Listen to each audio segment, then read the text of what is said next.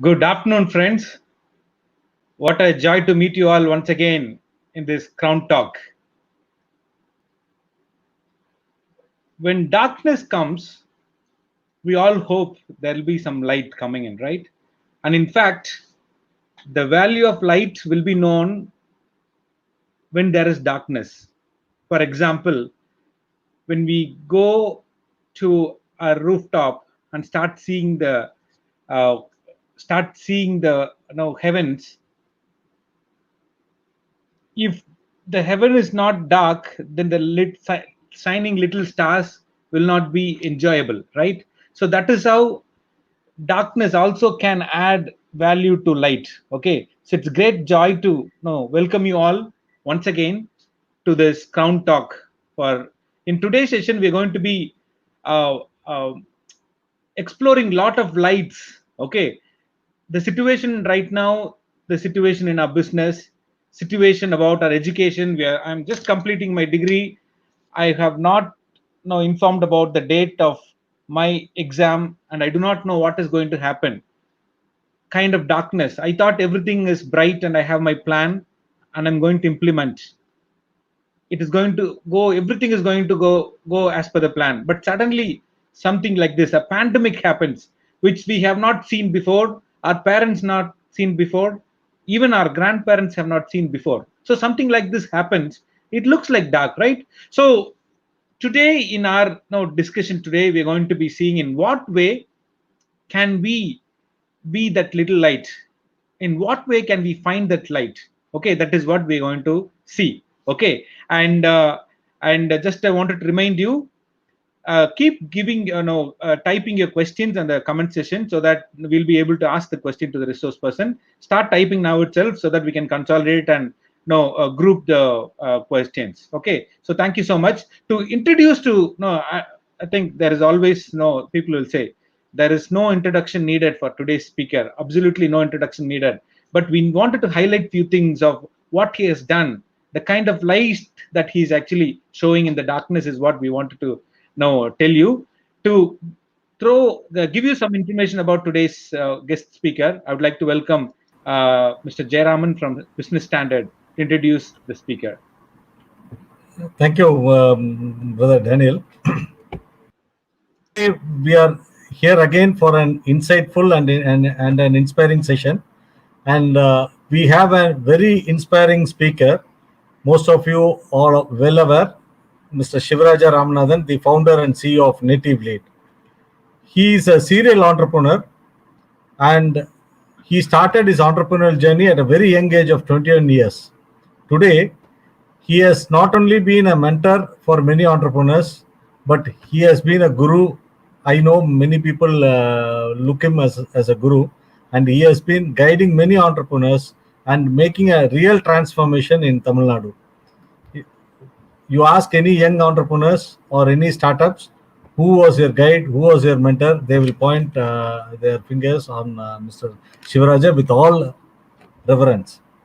So, having started his entrepreneurial journey in the year 1991, today he leads NativeLead and also its investing arm, Native Angel Network, which is a unique initiative.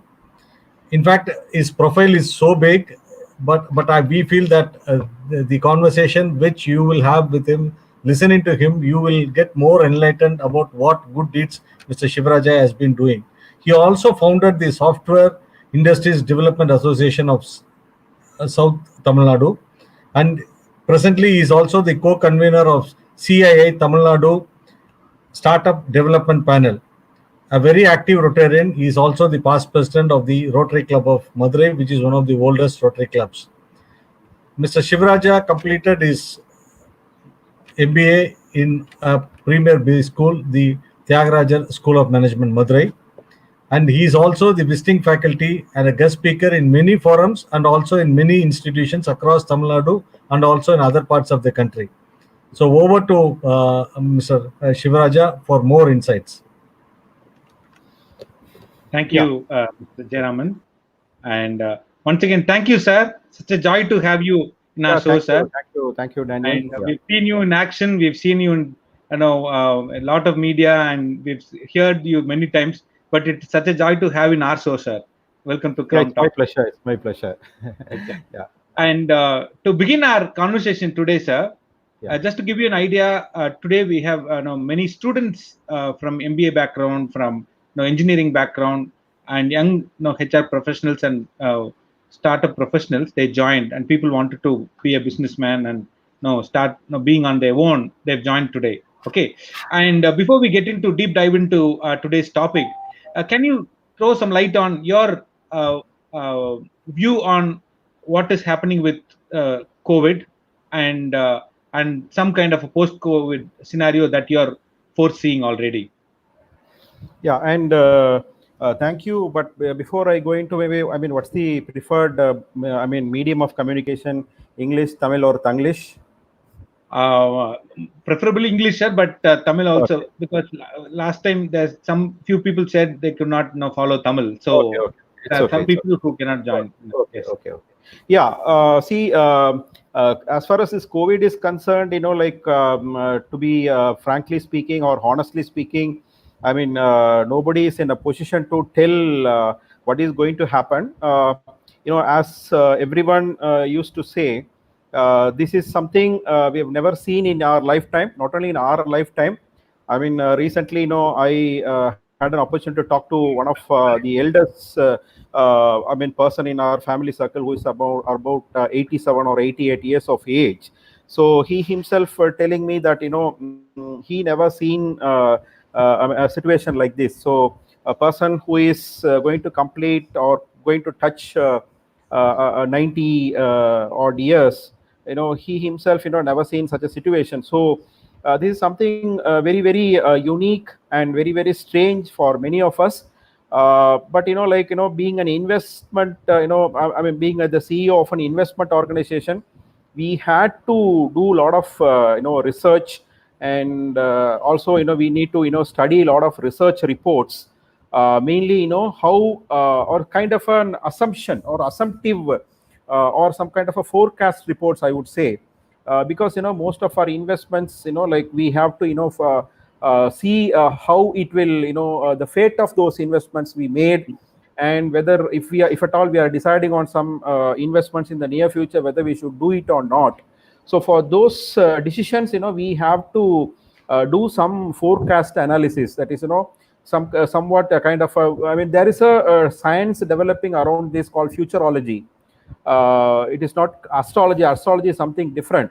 So I'm not talking about the astrology part of that, or some kind of a superficial or superstitial predictions or something like that. It is kind of a futurology, where based on some of the old situations, like we had some recessions not affected by any pandemic, and we also had, maybe in the older period, we had some pandemics, and we had World War II.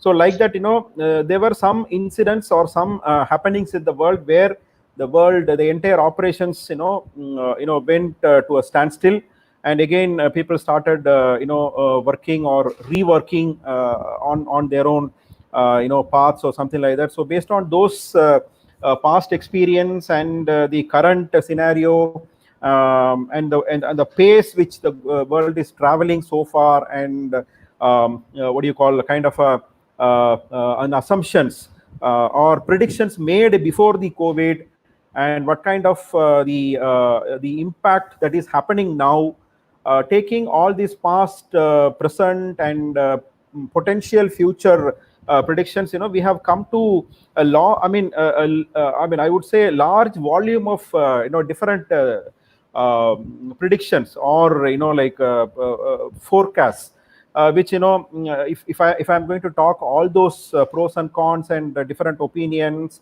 and this time will I need at least 3 to 4 hours time. And also this audience is this audience, the particularly the student audience, is not appropriate to talk all the plus and minuses and all the analytics of the futurology or the near future, I would say.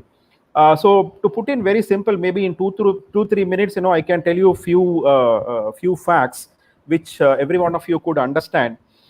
See, the major problem is, people say, especially the economists say, the economic losses or the productivity losses is going to be multiple x, that means multiple times when compared to the World War II. During the time of World War II, the money value and other economical conditions are different. But if you could relate to the current values and other parameters, the loss or the slowdown would be multiple times. They couldn't figure out an exact what is the multiple that x value, but they say at least it will be more than 100 times of loss that we are going to face. So that loss means it is not only for companies. When it comes to companies, it will affect its employees or future employees, the students, and their perspectives, everything. So this is going to be a very major setback. There is no doubt about that. At the same time, the positive thing is like, see, in a world war, you will experience a lot of physical damages, or even in a natural calamity like tsunami or a flood or a cyclone, you'll experience a lot of physical damages. The buildings will be destroyed, the roads will be destroyed, factories will be destroyed, office complexes will be destroyed, large buildings will be destroyed or come down. And but like here, and even life, you take the human life also, we will you'll be seeing a lot of wars or in any other calamity. Number of lives we lose will be very, very high. But when you take those parameters and compare with the COVID-19 situation, there is no, even absolutely zero value, zero physical damages. There's no damage for any buildings, any factories or roads. So the government or companies or any other financial sources, they have nothing to do with rebuilding the infrastructure. But when you compare with the other type of calamities or wars, we need to do a lot of things on physical rebuilding. But then what will happen? Even if you take the life loss, you would have seen that the number of lives that we are losing per year in accidents is much higher than what we are losing in COVID-19. That doesn't mean that we are undervaluing the loss of a life, but when compared to other calamities, very, very low. So what is going to be the major impact means the psychological impact. So I like just quickly tell you how it is going to impact the student community. There are two types of psychological changes that we are going to face. One is the individual's thought pattern and a collective community thought pattern. For example, I am within four walls for the past 40 almost 40 plus days, and a lot of thought process changes are going into my mind. So it reflects in my company decisions, what kind of developmental activities I would take, because a lot of different thought process, which is not which cannot be discussed in a normal time. It is more of an introspection, more of even kind of a spiritual quest, kind of wisdomic thoughts. A lot of things are going in, a lot of people who are decision makers. So I don't know what kind of a decision they are going to take. Say, assume that if I would have planned for an expansion of say 2-3 development centers in different states. Now I may think, why should I take that risk? I'm having whatever required for my life. Let me not have very big vision. I was I was talking to a couple of my friends who are running some corporate IT companies. They have, for no reasons, they have shrink their dreams, I would say. This is with the larger things. In that sense, so a lot of this kind of a psychological thought patterns would impact. At the same time, on the other hand, the youngsters and with a lot of dreams, and that we are coming to see, we are going to see a lot of new problems. So there are huge number of opportunities to solve many problems. So you can this is a very big subject. So what I can tell you, people who established very big companies, who are having a lot of money, they may not take that much risk, but there is a great opportunity for youngsters to take risk and explore new opportunities, where plenty of a person like us, we with some money, we don't take risk on our own. But if a youngster is taking a risk, we wanted to bet on them. So that is the light I'm seeing in the way forward post COVID. Amazing, sir. Amazingly laid down. No, and it gives a kind of a holistic view on how we need to learn from the history. Amazingly, uh, no, I think very much understandable. Now, how Okay. this is very different from World War, because many articles we see, no, this is Yeah, yeah, bigger than world war. No, how yeah, do we compare that? I think you've given us a very good, great comparison, sir. yeah, Thank you very much. And also, and no, as our today's topic goes, at the end you showed some light. No, of yeah, all yeah. this, how we can be still light, and that is what my question is going to be, sir.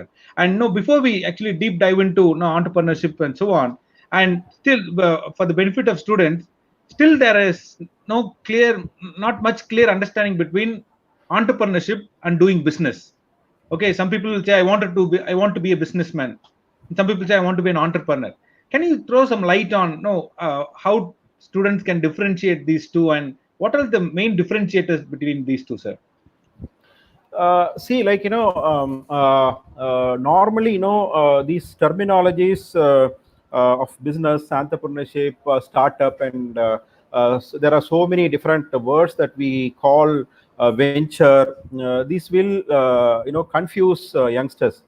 But mainly, they should understand that too. People who are in management subjects, studying management subjects like MBA, or people, I mean, students who are in engineering, very particularly, they should definitely understand the difference between what we mean by business and what we mean by entrepreneurship. So business is something usual.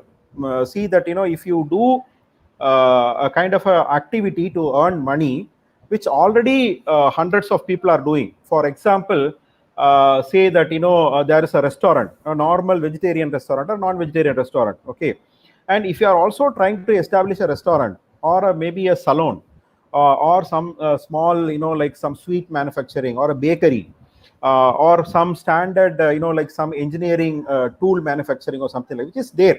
So the thing is, like, assume that you are going to just copy something which is already existing, maybe in multiple numbers. Say 10 people are doing, 50 people are doing, 100 people are doing, 1,000 people are doing, and you are also exactly copying the same thing, and but you are doing on your own. This is what we call as business. There is nothing new in that. There is nothing innovation in that. When it comes to entrepreneurship, there must be an element of innovation. There must be an element of lateral thinking. I mean, in Tamil we used to say, Mati Yosi அப்படினு சொல்லிட்டு. So the thing is, like, you should think in a different way. I mean, and other aspect is, you have to find a new problem to solve, or a different way to solve a problem. So this, I want to, like, repeat once again. You have to find a new problem to solve. Otherwise, find a new way to solve an existing problem.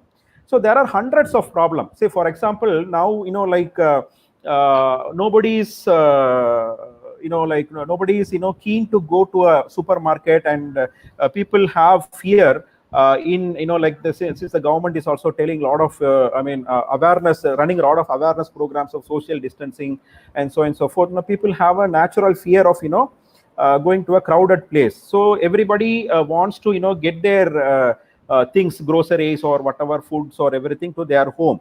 So now, we have the earlier we had only Swiggy and Zomato.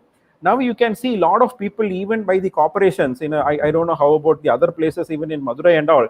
Every day to my street, 2 or 3 times the corporation is running vegetable vans, water vans, and whatnot. Okay, and they have arrangements with some private people and doing this local logistics. So that's a new opportunity. So they are trying to solve a problem through some solution which was not existing earlier, or 1 or 2 large players are doing that. Okay, so this is a very small example. Like that, a lot of people have come out with a lot of new solutions. Even in my circle of startups, they were doing a lot of different things, but suddenly a couple of people started,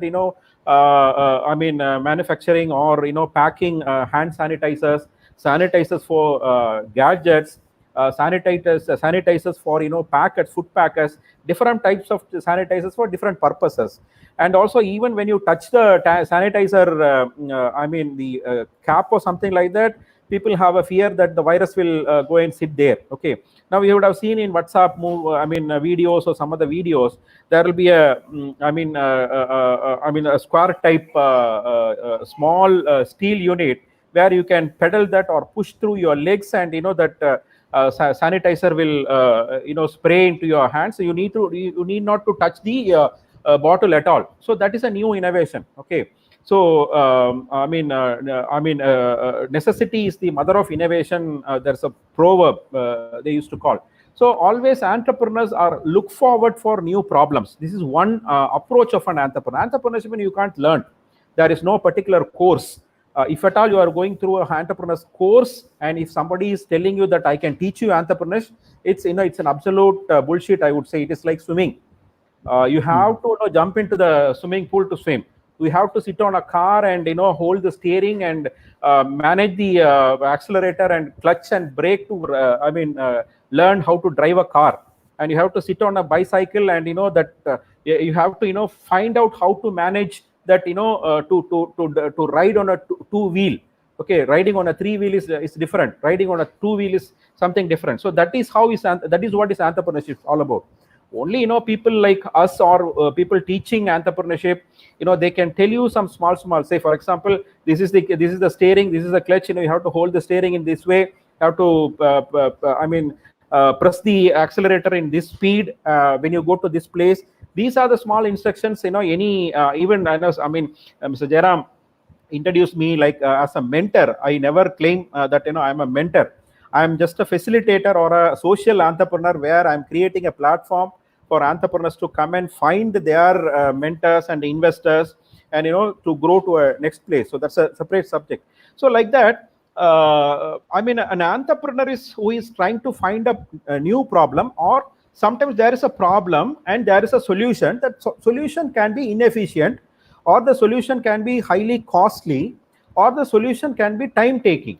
So these three areas you can concentrate. If assume that there is already a problem, and that problem somebody is solving, but the way they solve is costly, or the way they solve is time taking, or it is inefficient way of solving problem. So if you could find a new solution which is cost effective, or high efficient, or if it could reduce time, then that is called innovation. Innovation is nothing but solving a problem in a different way.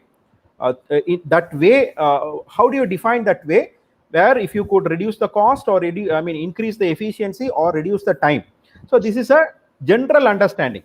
So when you do something using this kind of innovation and create an opportunity, and if you solve a problem, then say for example, I can quote an example.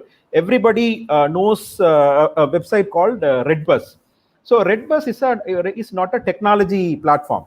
It is it is it's a travel business. It is nothing but a travel agency business. Okay, what they do, they are selling simply tickets. Okay, so even you can go to any bus stand, and there will be number of shops, and you can buy the tickets. That is what you are doing with Redbus also. But the thing is, they made it very convenient. You can sit and you can log in, and you can see if it is Madurai to Chennai, you can find hundreds of buses with different facilities, different prices, different timings, and you can select your option, and you can get the ticket to your mobile. So it's as simple as that. Okay, but the thing is, using technology, they made the travel business to reach millions of people. So that is what, the company Redbus started with very few lakhs of investment 12-13 years back. I think less than 10 lakhs they started. And some 2-3 years back, they sold to a multinational company for almost 800 crores. That is the power of ideas. The idea was valued to that kind of money. So that is the power of entrepreneurship. So when you do business, still you can survive, but you will never scale, or you will be never noticed. And anybody can do. It's like buying something from Chennai and selling at Madurai, or buying something at Bombay and selling at Tenkasi or Tirunelveli. So these kind of routine things are called business, which is not advised for younger generation having great amount of education. So that is what I would like to say, Daniel. Great, sir. Great, sir. One MBA student from Bishop Weber College says, "Now I really understand the perfect difference between entrepreneurship and business." Good. So good. I think you lay down so well. I think none of the MBA students will forget about this. Good. So any process improvement, innovation, when innovation is involved, when there is an improvement made, or the way it is done, or the way it is delivered in whatever way. And I think you've given a two great example. One, in the current situation, how vegetables and water and other things are supplied into the house. Second thing about red bus. So if I ask one more example to you, sir, which when you think of entrepreneurship, these two names comes to your mind, like no, you really think that is called entrepreneurship. Can you, Yeah, your yeah, favorite yeah, name? yeah. See, I don't want to go to big names. Even when you in big forums, if you ask somebody like me, they will say Uber, Ola, Airbnb, so and so forth. But I will take one or two of my own investments. Okay. So Okay. one company is called NativeSpecial.com. Anybody can go to the web and find out. NativeSpecial.com. They are a Karur-based company. Those Okay. two founders, one of them was working for a IT company, one of the top IT companies in Chennai, and his friend was working in the same company's US operations. So suddenly, uh, this boy, one founder from Chennai, he bought some Tirunelveli Alva and sent to US. This happened some 5 years back. And when he opened the parcel, all his colleagues in US, they wanted some small piece of halwa, with some kind of a when you see a different product or some from native product, okay, and available in another country, several kilometers away. So they were so curious to have, and the kind of when they saw the desire or the interest of the colleagues, they thought, why don't we sell this kind of native sweets in US? Okay, so what they did a research for almost 1.5 years, and they've if I ask you what are the famous sweets or savories in Tamil Nadu, you will say Tirunelveli Alva, Srivilliputturu Palgova, Manaparai Murukku, and Thuthukudi macaroni, and Ooty Varki, Kovilpatti yeah, Kalamuttai. Kovilpatti Kadala Muttai. The 5-6 items we used to say. They did a research for 1.5 years, then found that around 65 different sweets which are traditionally popular. Okay. Maybe something is like Karur. There's a different kind of murukku in Karur, and different kind of seedai in Theni, and some kind of podi in something. And near Tirunelveli there is like halwa. There is another popular sweet is called Karupatti Mysore Pak. So it is not made of sugar, but using jaggery. So like that, they found 65 different varieties of traditional food, and they found a small manufacturer or small cooks who could do this without affecting that taste. If it is a Tirunelveli Alva, it has to be like a Tirunelveli Alva, and if it is a Srivilliputturu Palgova, the taste quality must be the same when you go and buy at Srivilliputturu. So like that, they've identified manufacturers, and they have created some quality systems, and they've created some logistics. See, this is what innovation is, nothing but connecting the dots. See, one is that they are doing a research and finding out how many such products are there. That is one dot. And how to do that? Maybe they would have they could have thought that we can put up a centralized kitchen and do this and brand that no. So even using blockchain technology, you can go and search who is the manufacturer in Tirunelveli, who is the manufacturer in Srivilliputturu, and who is the manufacturer in Manaparai. So that is the technology they've brought in, and and they have created a beautiful logistics model. Every of these product will come to Karur warehouse, and from Karur warehouse, they are shipping to US. Last Wow. Diwali alone, they made a sale of 1 crore of Wow. these products. It is nothing but simple Tirunelveli Alva, simple Manaparai Murukku. We are also seeing hundreds of shops around us. We are also seeing small vans, put up near the roadside and selling the same product with innovation using technology. Now they are, selling packs to US. If you take their month sales, 80%, 70% goes to US, 20% goes to Gulf, and only 10% sold in big cities in India. We invested in that company, and we've got exit also. So this is a Oh. very simple, no technology, no technology they're using, but it is not an app or it's not a software, because there is a myth with a lot of students and even a lot of entrepreneurs, even a lot of senior people also, that these kind of innovation can happen or investments can happen only in IT, only in some kind of an app development like WhatsApp or Facebook or Redbus or something. It is not so. So this is one example I would say. The second example I can quote is, one I used to quote Happy Hens, which is a egg production company. Maybe that I used to quote in every thing. Most of the students know that. I can quote the recent investment. 2 weeks back, we invested in a company called Ulavar Bhumi, which is near Chennai, a place called Madurandaham. An ex-Zoho employee called Vetri. What he was part of the Jallikattu protest, and he was impressed with the localized food or local brand. So he thought of an innovative model that around Madurandaham and Tiruvallur districts, he have identified some 500 plus farmers who is, I mean, small time, milkers, having 1 or 2 cows or 3 or maximum 4 or 5 cows.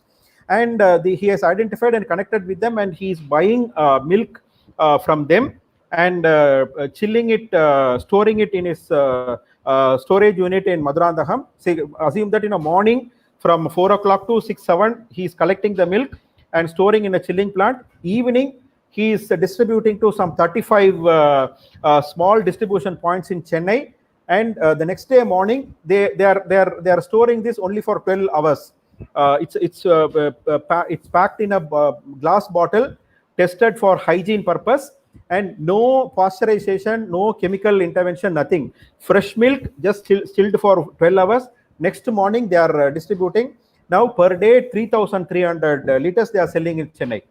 So for this company, it is simple milk seller, nothing. Yes. Okay, so we've invested 1.2 crores just 2 weeks back. Oh, great, sir. I think these kind of examples, thank you for telling these examples, including the Happy Hands, because when we hear somebody like us around us can actually make this, and a very unique by the way they've done also. As you said, definitely there is a myth. Whenever somebody says innovation, they think of technology. They think of Facebook, they think of Google and Apple. That is what they think. Thank you for now clarifying that doubt, sir. Okay, sir. So starting about myth and now talking about the different way how people now done it. Based on your experience, for students, what are the mindset a student should have to become an entrepreneur? If I have money, is that enough? Can I become an entrepreneur? If I have an idea, can I become an entrepreneur? Or what else should I have? Kind of a mindset or a personality traits a student or a person should have to become an entrepreneur. Yeah, see, I think some of the students who are watching this show, they might already have some kind of a conviction to become entrepreneurs. But still, the major problem is, when you go to some of the sessions or some of the websites, they talk about how to register a company and how to deal with ESIPF, how to file tax and all those. These are all like things that that will come later.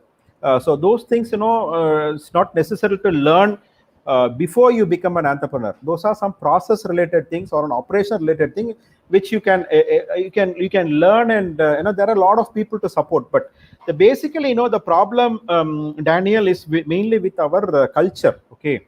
Most of the parents, they don't allow their kids to take up this kind of challenge. They want them to go and settle. They want their kids to have a safe and secured career. But I'm almost 50 years now. Till this time, I never understood the meaning for these two words. What is safety and what is security? Also settling down. So at least during this Corona COVID-19 time, a lot of people, a lot of companies would have completely lost everything. Okay, and a lot of jobs, they say, at least they're I'm sorry to talk negative, but I pray that those things should not happen. Even in US, they say some 40 million jobs going to be lost, and even in India, some 3 crore jobs will be. This different kind of jobs. Okay, it is not necessarily IT or something like that. Maybe IT is one area where there is some hope, but maybe people, the migrant workers, sort of so and so forth. But like the thing is, like people think it is not our it's not the problem with parents. It is our culture, because for a long years we have been conditioned to like take, not to give. Okay. So that is the mindset we have to change. So if you ask me some just three characters for a person who is oscillating, or who is in a dilemma to start something on his own, or to go for a job, or a person who is totally not having an idea of doing something on his own, or a person who wants to do something, or a student who wants to do something, but his parents or his family is not supporting him. That means, to put in a word, my the three character traits or attributes, this is applicable for people who have some dilemma or some roadblocks. Okay.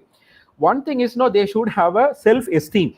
This is what people, HR people like you used to teach to a lot of your your youngsters or your colleagues, or so your students, when you go to your what do you call, soft skills or something like that. The self-esteem is very, very important.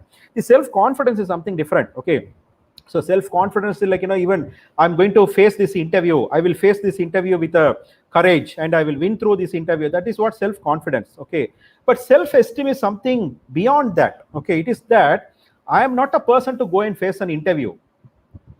I am a person to conduct an interview. That is what self-esteem. The difference between self-confidence and self-esteem is, I can win this. I'm going to face this interview. I'm going to win this. That is self-confidence. No, interview is not meant for me. I am a person who is created to conduct interviews and give work to people. If you have that thought, then you have a self-esteem. You think yourself on a higher plane.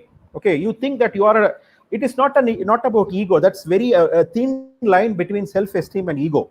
People have to be very careful in dealing with these two aspects. Okay, if you think too much about you and without any basis or without any stuff, then you will end up in a big problem. I also want to caution that. Okay, ego or think about without any basis, that's a different thing. But with a composed mindset, you should have only when you compost, only when you are filled with a lot of wisdom and maturity, then only you will have this self-esteem. So there is a kural called Vellathanayadu Malarnittam Mandardam Ullathanayadu Uyarvunu solluvaanga. So it means when you see a lotus or whatever floating flowers in a pond, the stem will be long enough as much as the water level is there. எவ்வளவு தண்ணி இருக்குதோ அந்த அளவுக்கு தான் அந்த தண்டோட நீளம் இருக்குன்னு சொல்லுவாங்க. அந்த மாதிரி உங்களுடைய எண்ணங்கள் எந்த அளவுக்கு உயர்வா இருக்கோ அந்த அளவுக்கு தான் நீங்க உயர்வீங்க. So that is the crux of that குரல். ஓகேங்களா? ஸோ வெள்ளத்தனையது மலர்ந்துட்டா மாந்திரதம் உள்ளத்தனையது உயர்வு. So that you should think good about you, not big about you, good about you, and you should have the feeling that I am created for something remarkable purpose. I am not just here to go and receive I'm not underestimating a job. Please understand, I don't want to underestimate a job. Okay, but at this age you have all the characteristics, all the power, all the energy to become a creator, a job provider, or job creator, a creator of a solution, a creator of a product, a creator of a company. You have all the capacity, all the power. Okay, only thing is you are thinking that you are incapable. That is because our parents are treating us like that. You are not suitable for this, you shouldn't do this, you have to take this, you have to take this road, you have to take this course, you have to settle in this company. Your uncle's son is doing good at US or in this company. So like that we have a lot of comparison and a lot of salary comparisons and every so and so forth, and the media, the people, the industry, your placement officers, your professors, everyone. So it is kind of a very messed up system where they want you to place in a secured place so that everyone are safe. Okay, so this is the very unfortunate situation or unfortunate culture that we are undergoing as a community for a long years of time. Maybe that is where people should have self-esteem. They should think big about them. That is first one. Number two, is it enough if I think big about me? it is enough if I think good about me. If I believe that I could become a creator, is it enough? No. Okay, you should you should listen to your inner voice. Steve Jobs says, the best guru in the world for you is, it's not your father, it's not your brother, not your teacher, nobody. It's only you, your inner voice or intuition. Tamil la உள்ளுணர்வுன்னு சொல்லுவோம். You should listen to your inner voice. Your inner voice will say, I mean, what you should become, who you should become. It will say, okay, you should listen to that. That is an art. Listening to inner voice is art. I'm not telling that everyone can become entrepreneurs. No need also. But if your inner voice is directing you to become an entrepreneur, please listen to that. This is the second one, the art of listening to your inner voice. Okay, number, and you are thinking big about me, and you are also listening to your inner voice. Is it enough? No, there is a third factor. You need to have a kind of a quest or a thirst, or Tamil solma thedal.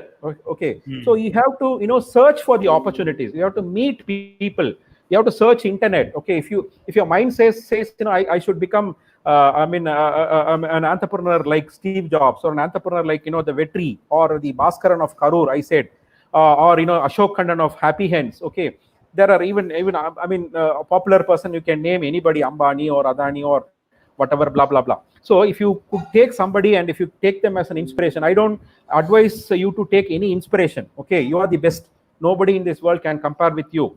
Okay, so that what I should become, whether I should become a software product, whether I should become an entrepreneur, agri entrepreneur like Vetri or Ashok Khandan, whether I should become a sweet seller like Bhaskaran and promote those sweets to US, this I leave it to you. So, but for that you have to do a lot of searching, lot of hard work with perseverance. Okay, so these three things: self-esteem, listening to your inner voice or intuition, and the quest or thedal.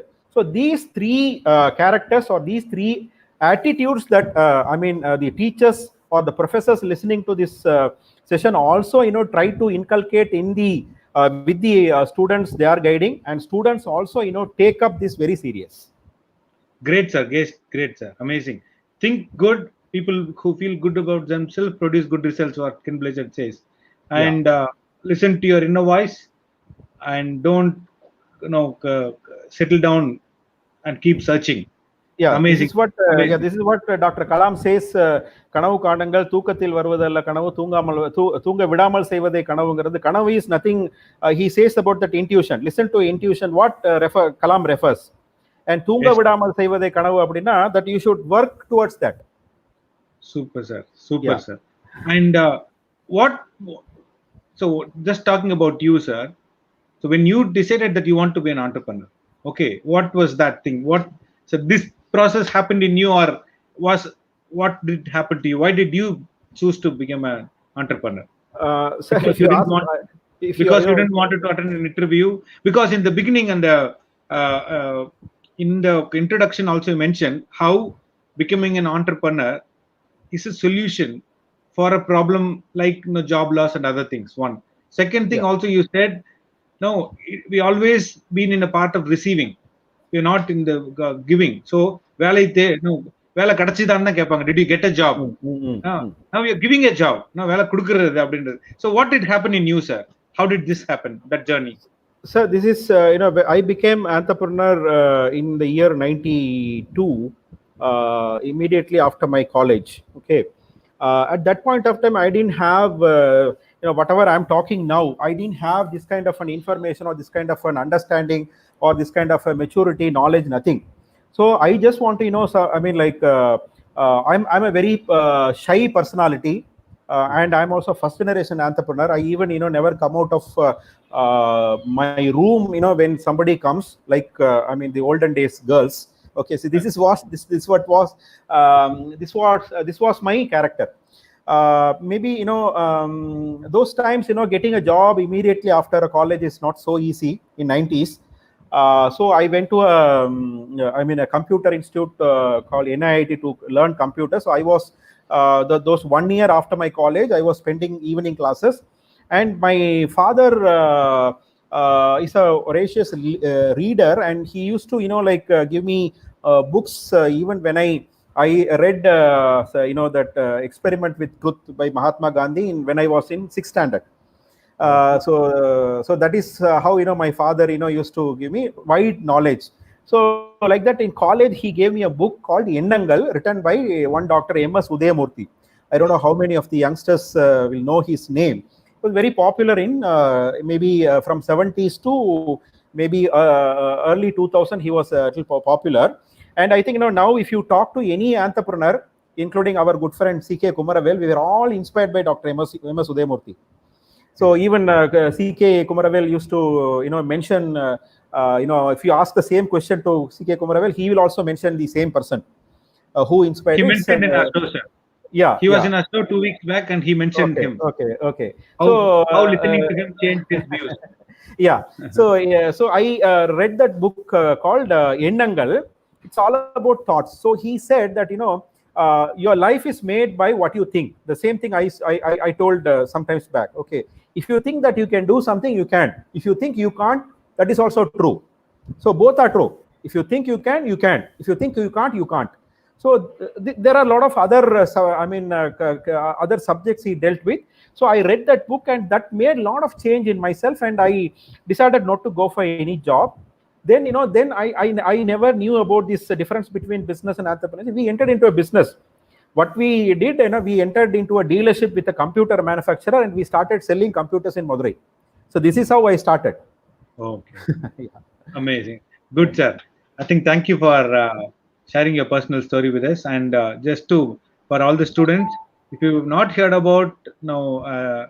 Udayamurthy, about his books we have not read, especially the Yannangal, and please go and actually search about him and read his books.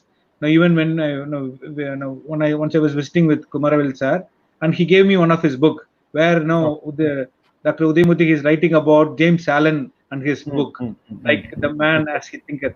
An Exactly. amazing book. I think it's like a revelation, right? It's Exactly. like something. And even in that book, Udayamurthy will say, no, while reading James Allen, I cannot move from one page to another page. It is fully loaded. It's like that. It was same to me also. Like that much loaded. Students, reading is a great habit. You can read digitally. You can read book page and all that. But it is important that you read. Please go and search for him. Okay, good, sir. Actually, there are before I have complete my question, there are several questions coming in here. I would like to pick up few questions Yeah, from yeah. Please, please. students here. Okay, Yeah. there is one called Philip Roy Benedict asks, sir, what will be the source of information regarding budding entrepreneurs from our states so that we can directly approach them and get some insight directly from them? I think what he's asking is, can you mention few budding entrepreneurs where they can actually go and learn about entrepreneurship? See, that's the thing. I don't advise you to learn about entrepreneurship. Okay, it should come from within. Okay, it's something like something so personal. Something like it's not like go and learn Java and getting a Java job or PHP job. Or like going to a lathe and learning something and running a lathe or something like that. You can't learn entrepreneurship from anyone. There are a lot of information available on the net itself. There are a lot of videos available about life stories of so many people.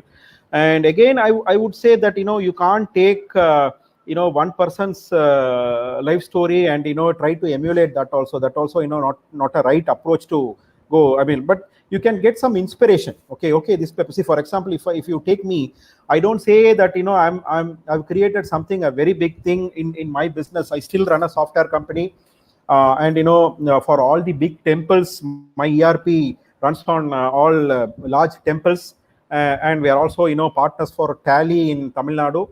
I still run a software company personally, and I also run a social venture called NativeLead Foundation, and we are creating a lot of startups. Okay, these two, I'm concentrated on my own business in software and my social enterprise also. But if you take my personal story, like I was born and brought up at Sri Lanka, and I came here after '84, after a very big ethnic problem there, and we lost everything.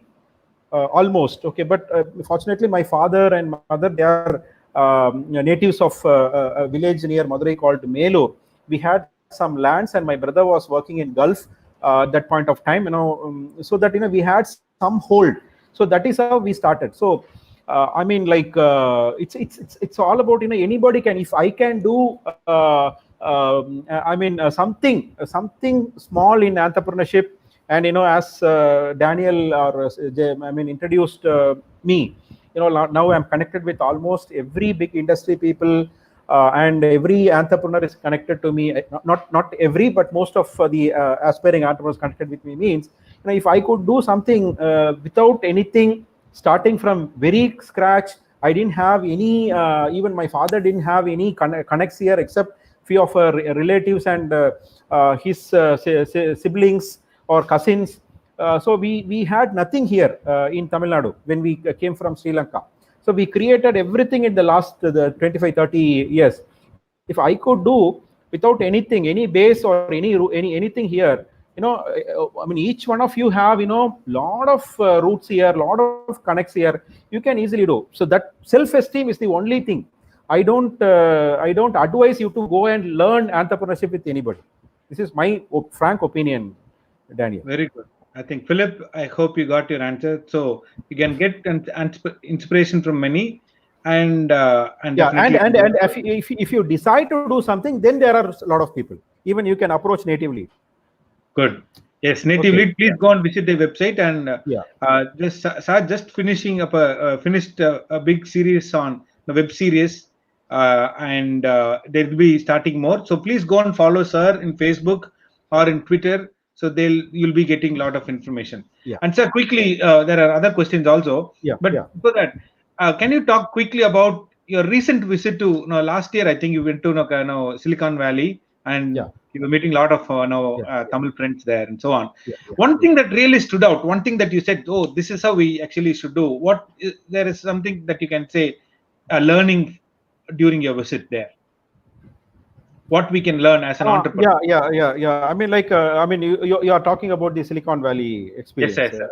The thing is, they are very good at marketing, sir. Okay. So we are very poor in marketing. Okay.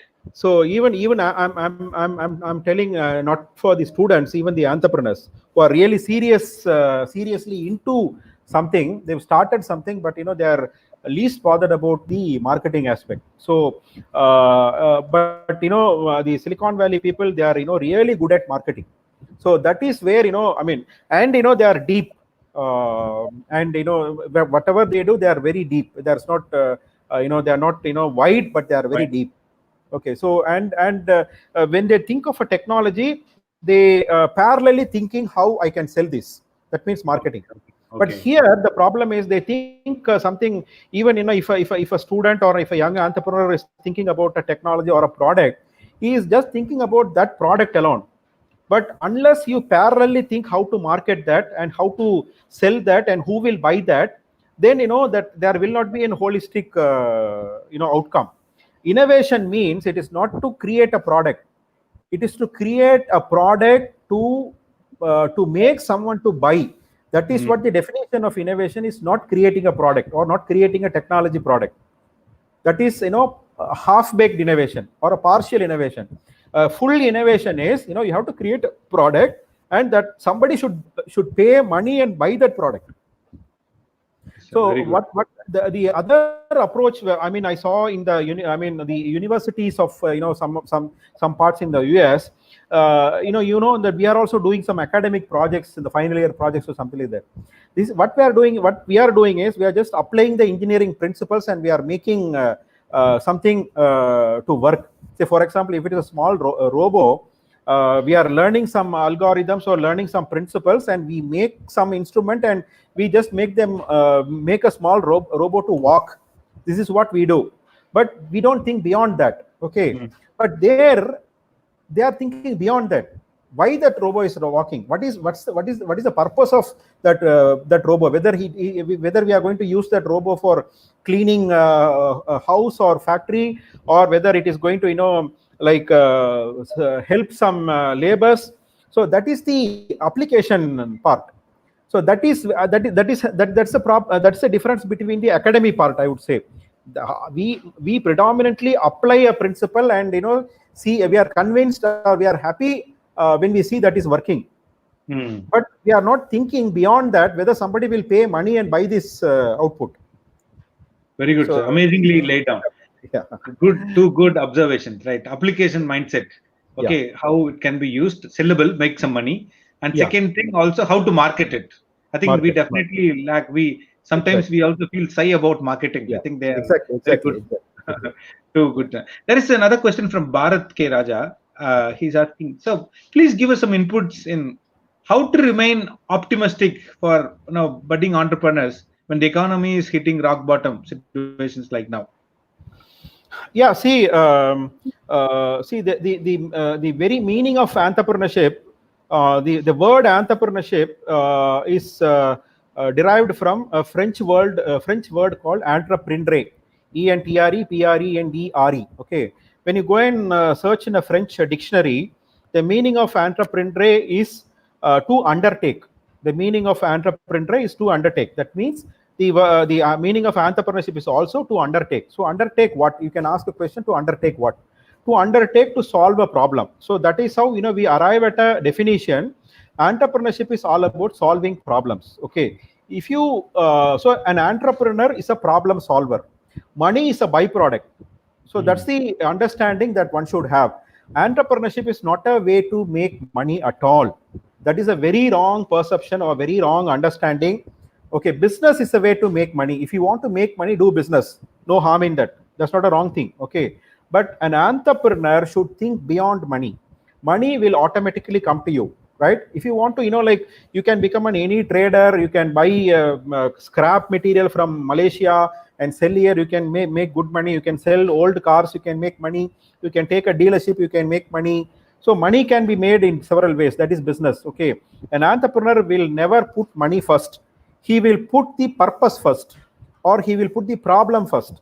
When you solve the problem, money will be a byproduct. Okay, so this is what maybe come again with this question. I lost in the halfway.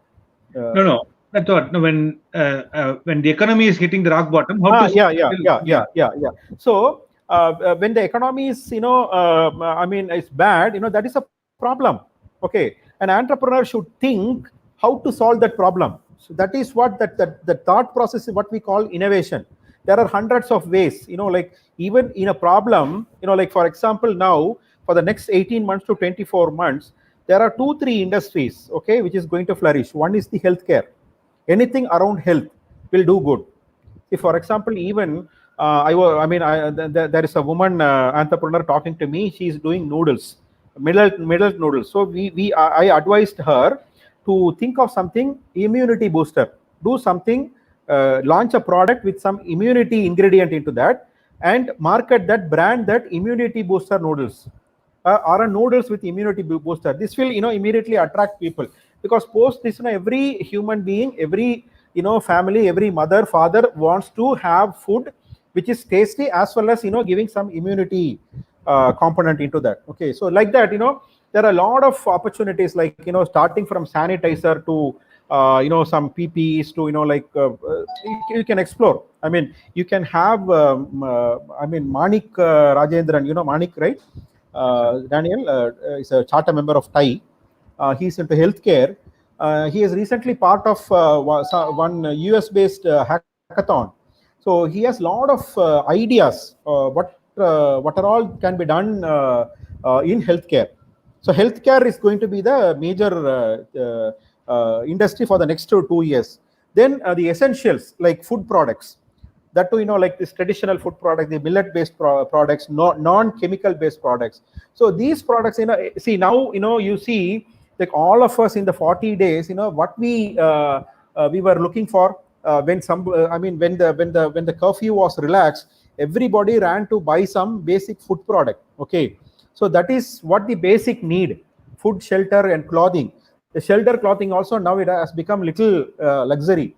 Food and something related to food is very, very important. So that is there the opportunities. So an entrepreneur will always see opportunities when there is a problem. So that's what I started this session. Now this may be a very dull phase for large industries, established large companies, but it's a great opportunity for small entrepreneurs. I mean, Very it's a good. never before opportunity. Yes, thank you very much. I think you gave. Only thing is you have to, that I told the 3 characters. You should feel that, I'm capable of solving this problem, and you should listen to your inner voice to get that energy, and it will not automatically come to you. Nobody will serve on a platter. You have to go and search for that opportunity. Very good. I think you lay down very neatly and understandable way, because business, I think the difference between entrepreneurship business, still it was not clear. I think you made it clear in the beginning. And people come into business or entrepreneurship to make money. I think you clearly said that that is not the idea. It should be a passion. You should provide solution. And Exactly. if providing solution is entrepreneur's job, then we have a lot of problem right now. Then I think there are a lot of opportunities. So great, Exactly. sir. I think you lay down very well. And also Yeah. another point that you mentioned in the beginning, also you reiterated now, which is how it's a great opportunity for young people to take risk, Exactly. where bigger companies, older people, will be hesitant to do it. And can people approach you, sir, if they have ideas, something like that? Yeah. Very much. Very much. Very much. Even you can share my number and email ID, my WhatsApp number. They can, if they could approach, I can help them, and Students, I can connect to anybody. great opportunity, students, so please connect, because he has successfully mentor facilitated many entrepreneurs to make their dreams true. So, and it will be great, so please get connected to sir. And actually there is one question from student. Probably we will finish with this question and your final remarks, sir. And Yeah. this question often it comes. Even last week one MBA student was asking me, okay, I wanted to be an entrepreneur. Should I work in a company for a few years then and start, or can I start straight away? Yeah, that's a great question. See, normally even in US, where the entrepreneurship drive is very high, they used to say the right age to become an entrepreneur to start a business is 32, around 32, 33. Okay, because it is obvious and it is logical. Before you start a company, you should know how to deal with people, deal with problems. So it's always great to have some experience, no doubt about that. Having said that, even now, we suggest, we suggest students not to become entrepreneur immediately after your course. You take some experience, but not with a corporate, but with a startup company. Because with a corporate, the chances of learning, many things are very, very low. You will be given a very particular process driven task, and every day you will do the mundane work. But in a startup organization, you will you get to know everything. If you want to become an entrepreneur, you must be ready to go to the tea shop and buy tea when somebody is coming to your office. Okay, you must be ready to clean the toilet, you must be ready to sweep the floor. Okay, so all these things are part of entrepreneur's career. It is not like sitting in a rolling chair and in an AC room and commanding people. Okay, that is one small part. But the same person, if you ask any successful entrepreneur who is maybe running a 1,000 crore company, he'll be ready to sweep the floor, he'll be ready to clean his office toilet, he'll be ready to go and buy the tea from outside shop and serve to his clients or visitors. Okay, this is the kind of character. So, but to answer your question, so all these things will come to you only when you work in an organization, that too in a startup organization. But having said this, in our culture, in Tamil culture or even in Indian culture, the problem is we end up in two traps. When you go to a company, especially to a corporate company, and you get some salary, what we immediately do, we buy a bike or a car or a flat or something like that. So you will end up in a trap called EMI trap. Okay. Then number two, you end up in a wedding trap. Say, assume that you are working in a large corporate company, and if you are a boy, your father-in-law will give his daughter based on what the salary you are getting and what the company you are working. Okay, so these two traps, this marriage trap and EMI trap.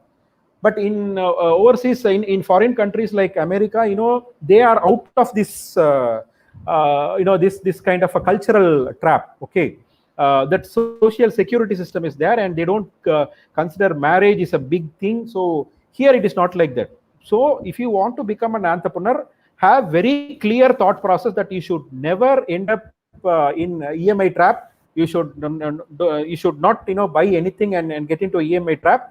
And if you are getting married before you start a thing, talk to your father-in-law and your wife very clearly that this is your vision, this is your dream, and they must be ready to face along with you of the outcomes. Sometimes entrepreneurial journey is not so easy. Okay, so your partner is someone should give all their courage. Your wife or your husband, if you are a girl, if you are your husband, they should give that kind of support to you. So they must be ready to accept your job, because entrepreneurship is not a career option, it's a way of life.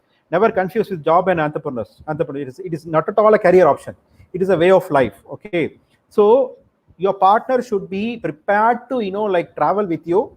There will be roses, there will be thrones. So like they must be mentally ready to accept your way of life, which will be difficult at times. Okay, that too in a early stage time.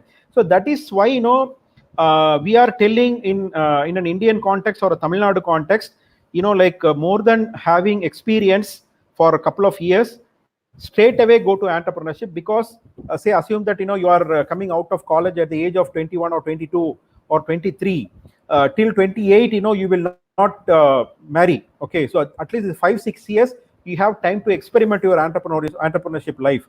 When you get into the marriage trap, the chances of like convincing them becomes very tough. If you have the confidence of convincing your future partner or a would-be partner, and also if you are very what do you call, courage enough to not enter into any EMI trap, you can go to a corporate. Not I don't advise a corporate at all. Go to a startup company, learn many things, and do the startup. Great, sir. Great, I sir. think I made this clear. Very clear, sir. I think so. Just to clarify, marriage is not a trap. Okay, don't get into the process of that, where people will be demanding your brand name, and your the fatness of your wallet will not be a problem. And I think that EMI trap, I think amazingly you mentioned, sir. Yeah. I think many people, that's why if I leave my job, who will pay my house EMI and so on. I think that's a big trap. Exactly. And I think you kind of covered both ways. 32 years in that Western context. Here, I think before everything happens, you can take risk, and there are successful people also. So thank you so much, sir. And it's such an honor to have you in our show and clarifying all our students' questions. And such a joy to see. You are still staying so optimistic. You just said that you invested 2 weeks before and so on. So it's glad to know that still investments are happening. And when we are kind of living in an unknown time, when the announcement was made today morning that our honorable Prime Minister is going to come and speak to us by 8 p.m., all of us antenna is up. We do not know what is going to happen, lockdown extending and all that. So I think in the kind of situation like this, you kind of gave us a lot of confidence on why entrepreneurship can be that light in the situation, a darkness situation like now. So thank you so much for your input, sir, and we'll definitely connect people. If any students have any ideas, we'll connect with you, and looking forward to see you soon in person, sir. Thank you so much. Thank you, Daniel. So this is the right time for entering into entrepreneurship. So like if you have any queries, maybe as I told you, entrepreneurship cannot be generalized or it can be taught. But personally, if you like approach me or some of my investors, I'm always willing to help your students, Daniel and Jairam sir. And this is the right time to enter into some kind of a startup thing. So I would like to conclude with one small thing, with your permission. The world is driven by just 2% of the population, and those 2% is none other than entrepreneurs.